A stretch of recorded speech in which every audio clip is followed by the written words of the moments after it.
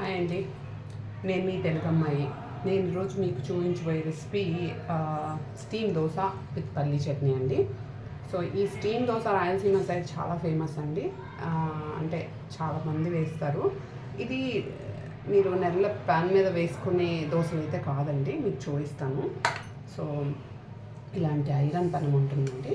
So iron పెనం మీద వేసుకుంటాం. So let's start the process. దీనికోసం నేను బ్యాటర్ ఎలా చేసాము, ఎలా ప్రిపేర్ చేసాము, సో ఎలా ఇవి రెండు స్టీమ్ దోశ అండ్ ఇవి రెండు ఎలా పల్లి చట్నీ ఎలా చేశానో మీకు చూపిస్తాను. హాయ్ అండి, నేను మీ తెలుగు అమ్మాయి. ఈరోజు నేను మీకు దోశ బ్యాటర్ మామూలుగా మీరు ఉద్దిపప్పుతో చేసుకుంటారు. సో హెల్తీగా ఎలా చేసుకోవాలి ఈ సమ్మర్లో ఎస్పెషల్లీ నేను చెప్తానండి. నేను అలాగే చేసుకుంటాము. అండ్ మీకు దోశ రేపు చేసినప్పుడు స్టీమ్ దోశ మేము చేసుకుంటాము. సో అది కూడా నేను మీకు చూపిస్తాను. సో ఈ ప్రాసెస్లో మేము ఎలా చేసుకుంటాము ఒకసారి మీకు చూపిస్తానండి. సో మామూలుగా మీరు బియ్యం 3 కప్పులకి 1 కప్పు ఉద్దిపప్పు వేస్తారు కదా. సో అలా కాకుండా నేను ఇప్పుడు బియ్యం 3 కప్పులు వేస్తున్నానండి.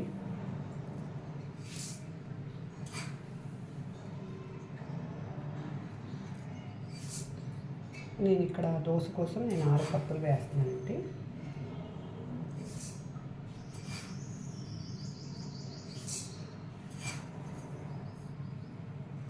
నేను 6 కప్పులు బియ్యం వేసానండి. 6 కప్పులు బియ్యంకి మీరు మామూలుగా ఉద్దిపప్పు క్వాంటిటీ 2 వేస్తారు కదండి. అలా కాకుండా ముందు మనం ఇది వాష్ చేసుకున్నామండి. కొంచెము బియ్యం ఒక 2 సార్లు కడిగి తీసుకొస్తాము. ఎందుకంటే మనకు బియ్యంలోనే కొంచెం ఎక్కువ ఇలా పొడిగా ఉంటుంది కదా. సో అది కొంచెం తీసేయడానికి నేను ఇక్కడ రేషన్ బియ్యమే తీసుకుంటున్నానండి. ఇలా బాగా నేను శుభ్రంగా 3 సార్లు కడిగానండి బియ్యంని. సో ఇప్పుడు దీంట్లోకి నేను ఒక క్వాంటిటీ ఆఫ్ ఉద్దిపప్పు 1 కప్పు, నేను ఇప్పుడు 6 కప్పులు వేసానండి ఇందులోకి నేను రేషన్ బియ్యం. సో 1 కప్పు ఉద్దిపప్పు వేస్తున్నాను. అండ్ ఇంకొక కప్పు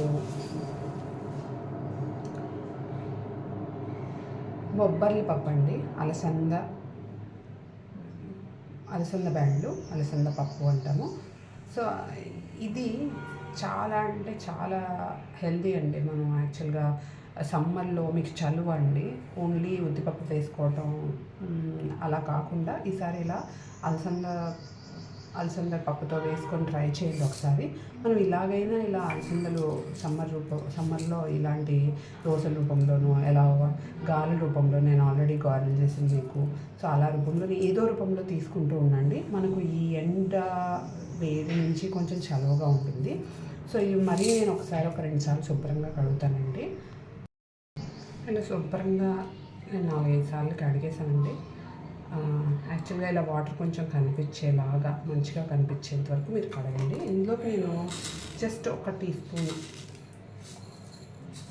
స్పూన్ అంతా మెంతులు వేసేస్తున్నానండి. ఇది ఇప్పుడు మనం ఒక 8 అవర్స్ అలాగా ఒక 8 గంటల పాటు ఇలాగే నానేద్దామండి. తర్వాత మనం బ్యాటర్ వేసుకున్నాము, దోశ బ్యాటర్ వేసుకున్నాము. దోశ బ్యాటర్ ఈరోజు వేసుకొని అలాగే నేను ఆ ప్రాసెస్ కూడా మీకు చెప్తానండి. ఇది 8 అవర్స్ అయితే ఇప్పుడు నానబెడతాం. సో ఇలా నానబెట్టిన దానికి మనం గ్రైండ్ చేసుకొని నైట్ అంతా అలాగా బయట పెట్టేస్తే ఆ గ్రైండ్ చేసిన దాన్ని, సో మార్నింగ్కి ఇలా అవుతుందండి బ్యాటర్. ఇలా అయ్యాక మనం ఇలా కలుపుకొని సో మనం ఇంకా దోశలు వేసుకోవచ్చు. ఈ బ్యాటర్తో ఎంత కావాలంటే అంత క్వాంటిటీ తీసుకొని మనకు కావాల్సిన దోశలు వేసుకొని మిగతాది మనం ఫ్రిడ్జ్లో పెట్టుకోవచ్చు అండి. సో చూద్దాం, స్టార్ట్ చేద్దాం. దోశ బ్యాటర్ స్టీమ్ దోశకి ఎలా కావాలో చూద్దామండి. సో నేను దోశ బ్యాటర్ ఇలా తీసుకుంటున్నాను. కావాల్సినంత అంటే ఎన్ని దోశలు పెట్టాలి దాన్ని బట్టి మీరు ఆ బ్యాటర్ తీసుకోండి. నేను ఇక్కడైతే 3కి సరిపడా దోశలకు తగ్గ బ్యాటర్ తీసుకుంటున్నానండి.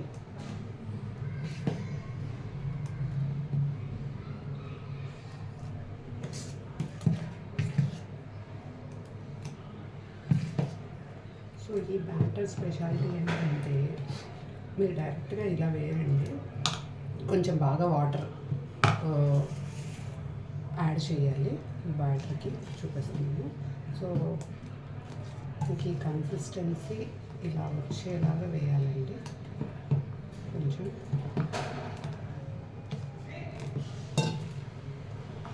కొంచెం బాగా అంటే ఇది ఇలా పోసే దోశలు అండి, నార్మల్గా పెట్టి మనం ఇలా పెనం మీద ఇలా వేసే దోశలు కాదు. సో పెనం మీద పోయాలండి. సో అందుకని మీకు కన్సిస్టెన్సీ ఇలా ఉండాలి. ఇలా కన్సిస్టెన్సీ వచ్చే వరకు మీకు ఇలా వేయండి. దీంట్లోకి నేను ఇప్పుడు కొంచెం సాల్ట్ చూసుకోండి, బికాస్ పచ్చడిలో చట్నీలో కూడా మనం వేసుకుంటాం కాబట్టి. కొంచెం వంట సోడా ఉంది, 1 టీ స్పూన్. సో ఇది బాగా మిక్స్ అయ్యేలాగా కొంచెం కలుపుకోండి. సో ఇలా కలుపుకున్న బ్యాటర్ని మనం పక్కన పెట్టి పల్లి కొబ్బరి చట్నీ చేసుకుందామండి. సో ఇది పక్కన పెట్టేసి చేద్దాం. సో ఈ పల్లి కొబ్బరి చట్నీకి మనకు కావాల్సినవి ఏంటంటే పల్లీలు, వేయించిన పల్లీలు అండి, వేయించుకుంటున్నాను. పచ్చి కొబ్బరి ఇలాగే వేసేస్తున్నాను. ఇది పుట్నాల పప్పు అండి, పుట్నాల పప్పు. సో వెల్లుల్లి, 4 రెబ్బల వెల్లుల్లి, 4 వేయించిన ఎండుమిర్చి అండి, సాల్ట్, తర్వాత ముందుగా నానబెట్టుకుని చింతపండు. సో ముందుగా వీటిని గ్రైండ్ చేసుకున్నానండి. సో నేను గ్రైండ్ చేసుకొని ఇందులోకి వేసేసానండి. సో మనం ఇప్పుడు పోపు పెట్టుకున్నాం.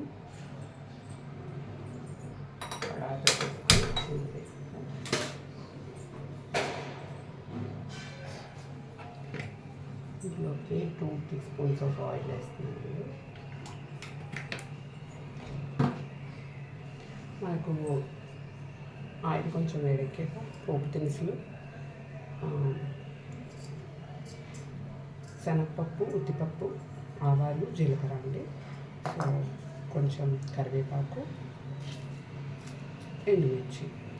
సో వేద్దాం. సో ఆయిల్ వేగాక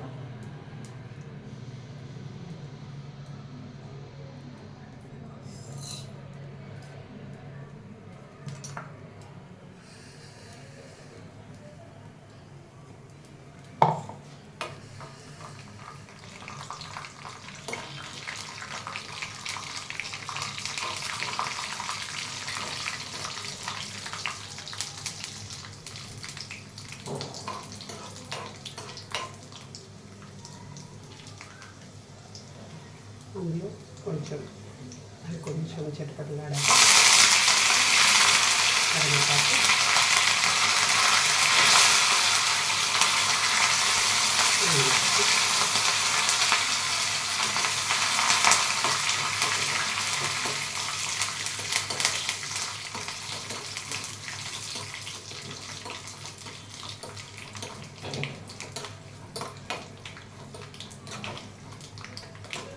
ఇలా ఈ పోపు నేను ఇంట్లో వేసేసుకున్నానండి.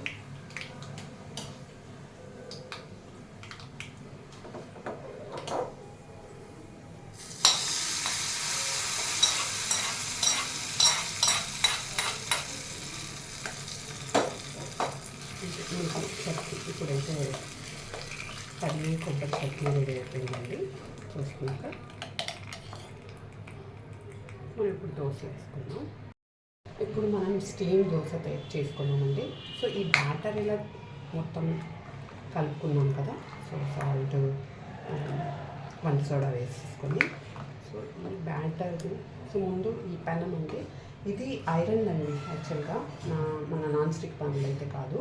సో ఈ ఐరన్ పెనము మనం యూజ్ చేస్తున్నాము, ఎందుకంటే మనకి హెల్తీ అండి ఐరన్ వెజల్స్ యూజ్ చేస్తే. సో మనకి ఏ పోషకాలు ఉన్నాయి అవన్నీ దోశలు మనం ఏమైతే కలిపామో అవన్నీ మనకు అందుతాయండి ఐరన్ వెజల్స్ యూజ్ చేస్తే. సో ముందుగా మనం పెనం ఆన్ చేసుకున్నాం.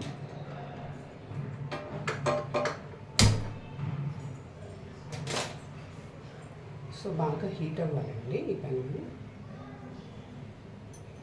యాక్చువల్గా ఫస్ట్లో ఇనిషియల్గా మీకు ఇది పోయడానికి అది ఇబ్బంది అనిపిస్తుంది, కానీ వన్స్ ఇది అలవాటు అయితే మాత్రం చాలా అంటే చాలా ఈజీ అండ్ చాలా హెల్తీ అండి.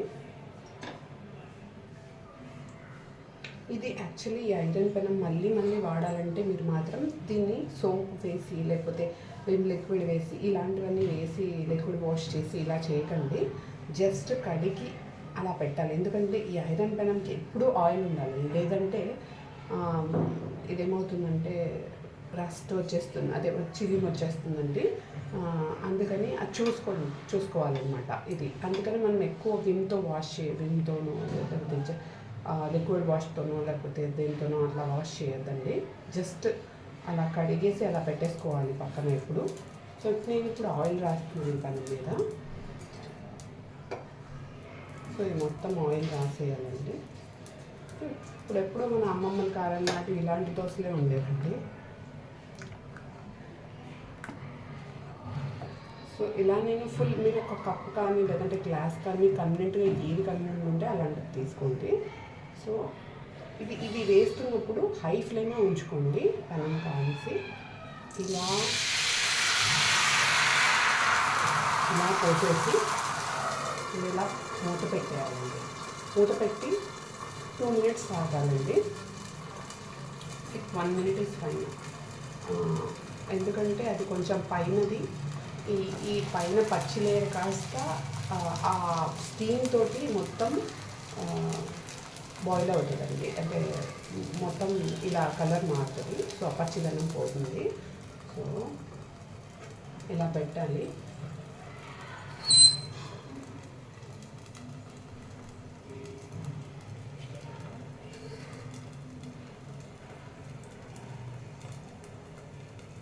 ఇది హై ఫ్లేమ్ మీదే ఎప్పుడు చేసుకోవాలండి.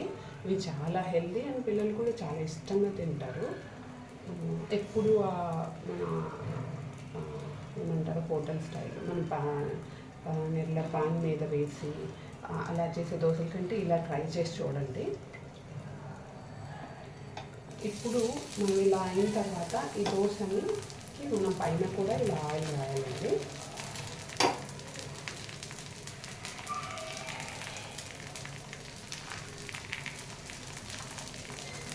ఆయిల్ కాసేపు ఇలా వదిలేయాలి.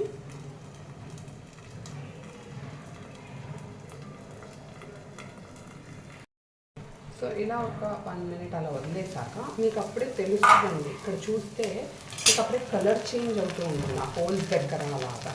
సో అలాంటప్పుడు మీరు ఇలా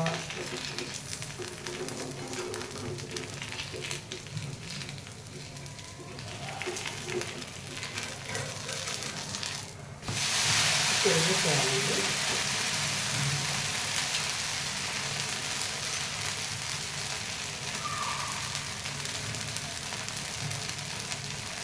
ఇలా తిరిగేసిన తర్వాత కూడా మనం కొంచెం కాసేపు ఉంచుకోవాలండి. హై ఫ్లేమ్ మీదే ఉంచుకోవాలి. సో ఇది 2 వైపులా కావాలండి దోశ.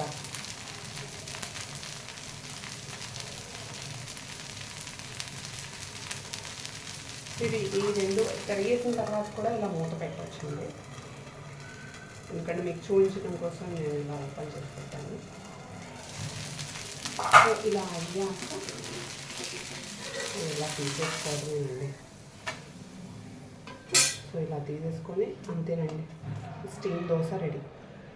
సో మనం ఇందాక పల్లీ చట్నీ చేసుకున్నాం కదా, అది ఇది కాంబినేషన్తో చాలా అంటే చాలా బాగుంటుందండి. మీరు కూడా ట్రై చేయండి. చూస్తున్నారుగా వేడిగా స్టీమ్ దోశ విత్ పల్లీ చట్నీ అండి.